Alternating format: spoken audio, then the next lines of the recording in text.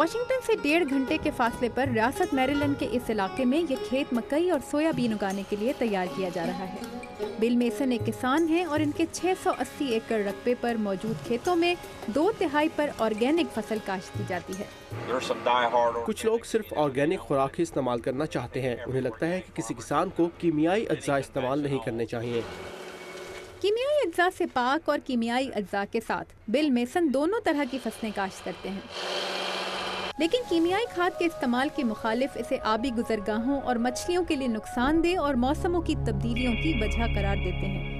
بل Mason کہتے ہیں کہ کھاد کے استعمال کے بغیر ضرورت بھر خوراک پیدا نہیں کی جا سکتی۔ میری آرگینک مکئی کی پیداوار کیمیائی کھاد والی مکئی سے ہمیشہ کم رہتی ہے۔ کولمبیا یونیورسٹی کے ماہر ارضیات پیڈرو سانچیز کہتے ہیں کہ اتنی کم مقدار کی فصل کے ساتھ دنیا کی خوراک کی ضرورتیں پوری کرنے کے لیے زیادہ بڑے رقبے پر خوراک کاشت کرنی پڑے گی۔ ہمیں زیادہ رقبے پر فصل کاشت کرنی ہوگی، جس کے قدرتی ماحول پر اپنے اثرات ہوں گے۔ ماہرین کہتے ہیں کہ زرعی اراضی بڑھانے کے لیے جنگلوں کی کٹائی سے موسم تبدیل ہوتے ہیں، حیاتیاتی تنوع متاثر ہوتا ہے، لیکن 2050 تک کسانوں کو دنیا کی 9 ارب آبادی کے لیے خوراک پیدا کرنی ہوگی۔ اس وقت ہم روایتی یا کیمیائی طریقے سے جتنی خوراک پیدا کر رہے ہیں، اس سے 9 ارب انسانوں کی ضروریات پوری نہیں ہو سکتی۔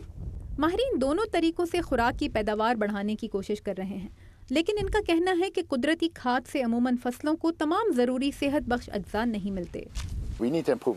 ٹھیک تو ہمیں تمام سسٹمز کرنے ہیں، لیکن سوچنا یہ بھی ہے کہ اس سے دنیا کی آبادی بھوکی نہ رہے اور ماحول بھی تباہ نہ ہو۔